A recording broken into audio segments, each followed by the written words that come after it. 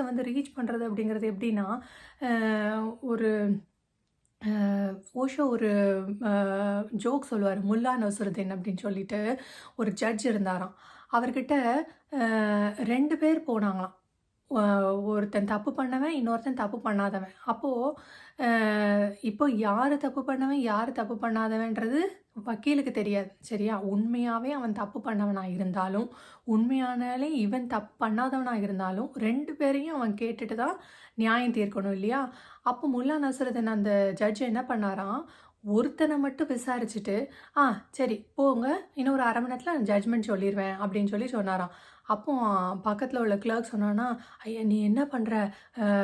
2 பேரையும் விசாரிச்சுட்டு தானே நீ வந்து நீதி வழங்கணும். இப்படி ஒருத்தன மட்டும் கேட்டுட்டு நீ நீதி வழங்குனா என்ன அர்த்தம்?" அப்படின்னு கேட்டானாம். அதுக்கு அந்த ஜட்ஜ் சொன்னானாம், "ஆஹா நான் இப்போ ஒருத்தன கேட்டுட்டேன். இப்ப நான் ரொம்ப தெளிவா இருக்கேன்.